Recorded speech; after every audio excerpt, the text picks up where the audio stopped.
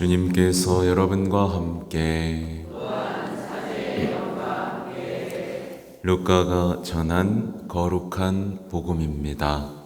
주님 영광 받으소서. 예수님께서는 나자렛으로 가시어 회당에 모여있는 사람들에게 말씀하셨다. 내가 진실로 너희에게 말한다. 어떠한 예언자도 자기 고향에서는 환영을 받지 못한다. 내가 참으로 너희에게 말한다. 3년 6개월 동안 하늘이 닫혀 온 땅에 큰 기근이 들었던 엘리야 때에 이스라엘에 과부가 많이 있었다. 그러나 엘리야는 그들 가운데 아무에게도 파견되지 않고 시돈 지방 사렙타의 과부에게만 파견되었다. 또 엘리사 예언자 시대에 이스라엘에는 나병 환자가 많이 있었다.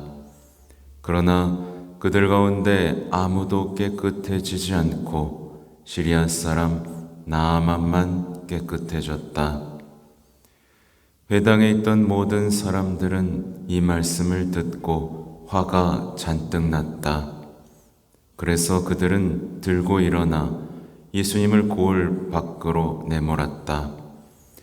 그 고을은 산 위에 지어져 있었는데 그들은 예수님을 그 벼랑까지 끌고 가 거기에서 떨어뜨리려고 하였다.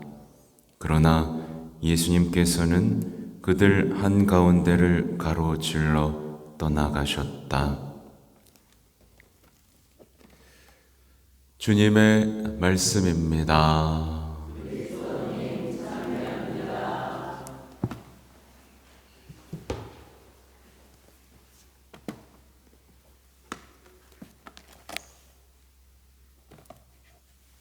참 예수님,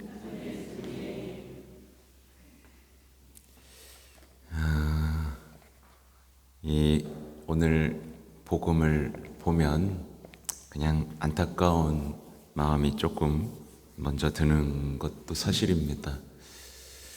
예수님은 고쳐주시는데, 보세요. 사렙타의 과부, 나아만만 낳았던 이야기. 그러니까 얼마나 많은 사람들이 치유되고 회복되기를 바라고 있습니까? 그죠? 그러나 그 기적, 꼭 다 나아야 된다는 건 아니지만 그런 것들을 체험하지 못하는, 정말 절실하면서도 회복되지 못하는, 혹시라도 그게 이렇게 오늘 갇혀 있다면 그걸 깨부수는 오늘의 복음 말씀이 되면 좋겠습니다. 아무튼 예수님께서는 환영받지 못할 것을 아시지만 그래도 고향을 찾아가십니다. 예수님이 모르셨겠어요? 예수님이 어떤 대접을 받을지 아셨지만 가는 것이죠. 그들은 굉장히 교만했습니다. 자만, 확신 속에서 예수님을 거부하죠. 그럼에도 불구하고 예수님은 말씀을 선포하시는 겁니다. 그들은 믿는 대신에 의심을 하고 감동하는 대신에 분노하죠. 근데 예수님은 물러설 생각이 없으십니다. 그래서 보면 마지막 부분이 인상적이죠. 예수님께서는 그들 한가운데를 가로질러 떠나가십니다. 그러니까 막 뒤로 물러서거나 야야 그러지 마라, 돌아서거나 도망치지 않으시죠. 예수님은 우리 삶에도 그렇게 하십니다. 우리가 거부할 걸 아시지만 오십니다. 우리가 믿고 사랑하고 선을 행할 수 있도록 우리 삶을 가로질러 가시는 거예요. 당연히 불편하죠. 그렇죠? 그냥 그런 생각도 들어요. 이 고향 사람들이지 않습니까? 고향 사람들이었으니까 예수님이랑 함께 얼마나 많은 시간을 지냈어요. 이 굉장히 축복이죠, 그죠? 근데 이 축복이 저주가 되고 맙니다. 이런 일은 오늘날에도 벌어집니다. 같이 지내니까 이게 축복인 줄 모르고 본인에게 저주가 되는 거예요. 말하자면 차라리 알지 못했더라면, 배우지 않았더라면. 그래서 때때로는 이 시대에도 더 배우고, 그러니까 예를 들면 뭐 더 교리를 배우고 더 성경을 배우는 게 독이 되는 경우도 없지 않다. 기억해야 됩니다. 아무튼 그들은 무례하죠. 어떻게 이렇게 무례할 수가 있을까요? 네, 잡아 끌고 가서 골 밖으로 내몰고 벼랑에서 떨어뜨리려는 시도까지 하는 그들의 무례함, 폭력. 도대체 뭐가 그렇게 화났을까? 그죠? 뭐 화낼 이유가 있었나요? 네, 뭐가 그렇게 화가 났을까? 묵상을 해보면 예수님의 자금과 단순함이, 그 자금과 겸손함이 화가 났던 거예요. 네, 여러분 구유 보면 화가 나요, 안 나요? 안 나죠? 십자가 보면 화 나요, 안 나요? 어떤 사람 화가 나요. 그 단순함, 겸손함, 소박함, 화가 납니다. 이게 어디로 이어지냐면요, 오늘날 현대인들 가운데 일상의 단순함에 화내는 사람이 있습니다. 내가 애나 봐야 돼? 내가 이렇게 계속 돈 버는 기계야? 그런 단순함, 소박함, 여기에 화를 내는 사람이 있죠. 내가 왜 이렇게? 이건 우리 현대인의 모습을 비춰주는 거울이기도 합니다. 그러니까 예수님을 거부하면요, 예수님을 거부한 사람은 일상의 단순함을 견디지 못합니다. 자꾸 어딜 뭔가 자극적인 걸 찾아야 돼요. 어디 가고 먹고. 단순함, 단순한 기도, 단순한 말씀, 여기에 흥미를 못 느껴요. 신앙마저도 흥미인 거죠. 그래서 이 사람들이 나중에 언제 예수님께 흥미를 느끼죠? 예수님 십자가에 못 박혔을 때 흥미를 느낍니다. 구경났죠. 아, 내려와 보시지. 내려오나? 야야야, 좀 먹여봐. 나 보자 한번. 그때서야 흥미를 느낍니다. 근데 그러고 돌아서죠. 아무것도 못 느끼고요. 그러니까 오늘날에 왜 이렇게 분노가 많아지고 사람들이 폭력적이 되어가고 거친 언어들이 많아지고 미디어에 왜 이렇게 자극적인 폭력적인 화려한 것들이 많아지고 있는가? 분명히 우리가 봐야 되는 거죠. 그래서 이제 예수님을 거부하고 허영심, 세속정신 속에 사는 사람은 자신이 살아있음을 느끼기 위해서 무슨 짓을 저지르냐? 하나님과 이웃들에게 화를 내기 시작합니다. 자기가 살아있음을 느끼기 위해. 그러니까 오늘날에도 많잖아요. 괜히 화를 내는 겁니다. 자기가 무시당했다고 괜히 경비 아저씨한테 화내고, 그러니까 영적으로 영적 계급의식, 교만, 세속정신, 네, 자기가 살아있음을 느끼기 위해 아이러니하게도 자기가 사랑하는 이들에게 화를 내는, 아껴줘야 할 이들에게 분노를 터뜨리는 이 모순된 감정들이 우리는 잘 봐야 되죠.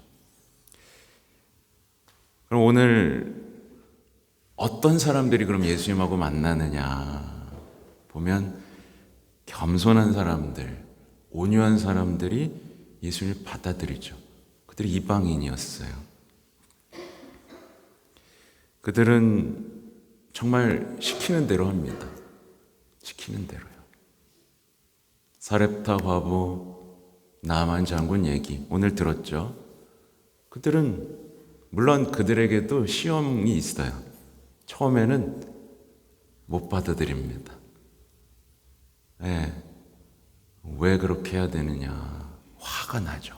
근데 겸손하게 인내하고 시키는 대로 합니다. 시험을 통과한 거죠. 우리 신앙인 모두에게도 이런 시험의 순간들이 있습니다. 어제 일독서에서 뭐 들었는지 혹시 기억나세요? 기억나? 모세가 불타는 떨기나물 앞에 섰죠. 모세도 마찬가지예요. 모세는 저거 뭐야 하고선 내가 알아보려고 막 가는데 항상 그랬던 사람입니다. 그렇게 뭔가를 알아내고 해결할 수 있었던 사람입니다. 근데 신발을 벗죠. 신발을 벗죠. 여러분 신발 벗으면 여러분 마음대로 돌아다닐 수 있습니까? 못하죠. 신발을 벗고 거룩한 땅에 서고 그 앞에서 이제 그때서야 하나님을 만납니다.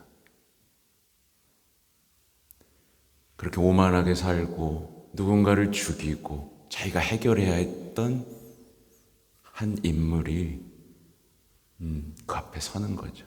그때서야 만납니다. 시험을 통과했다고 해야 되나요? 모든 사람들이 그렇게 시험을 통과해야만 겸손해지고 난 뒤에야 예수님을 만나고 깨끗해집니다.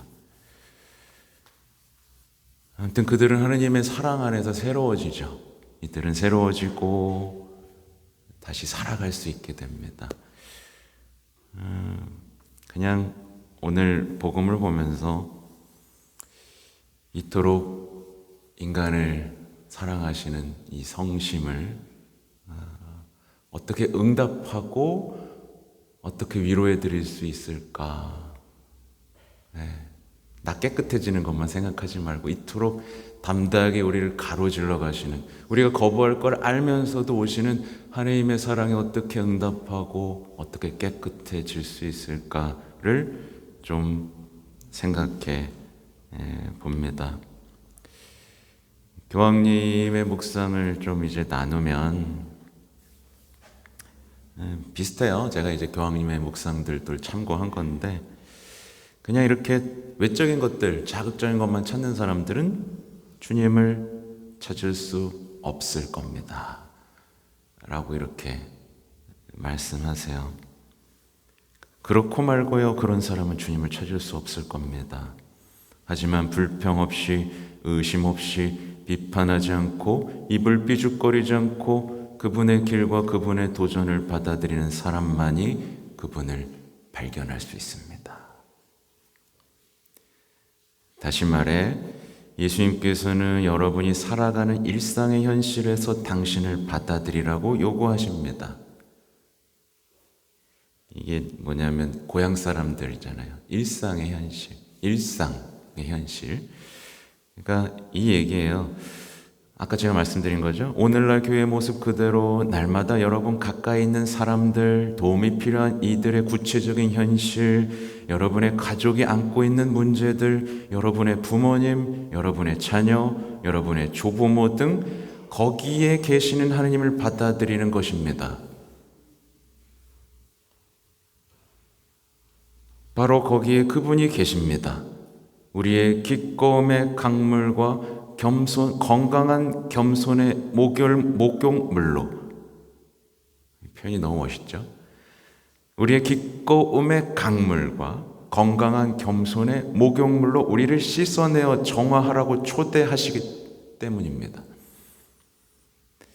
하느님을 만나기 위해서는 그분을 만나도록 우리 자신을 내어 맡기는 겸손이 필요합니다. 그리고 이렇게 또 말씀하세요. 날카롭죠?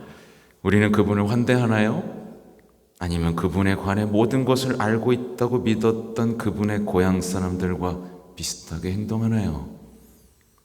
저는 신학을 공부했고 교리교육 과정도 이수했으며 저는 예수님에 관해 모든 것을 알고 있습니다. 그래요. 정말 어리석죠.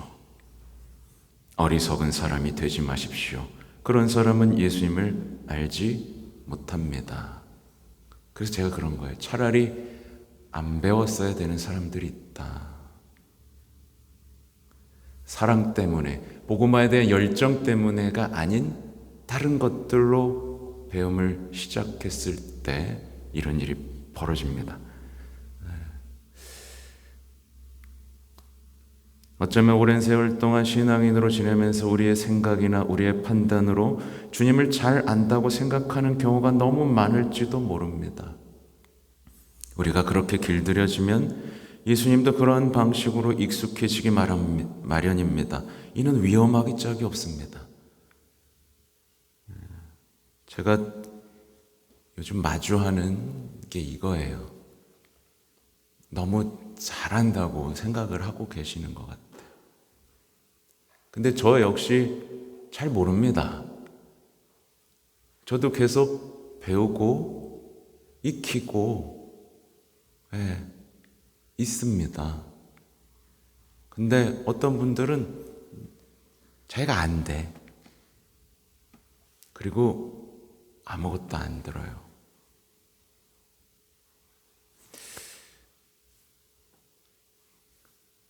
그런데 우리는 어떻게 이런 방식으로 익숙해지는 걸까요? 우리 마음을 닫으면서 그렇게 됩니다. 그분의 새로움에 그분께서 여러분 마음의 문을 두드리시며 새로운 것을 말씀하시고 여러분 안에 들어오시려는 바로 그 순간에 우리 마음을 닫아버리면서 그렇게 됩니다.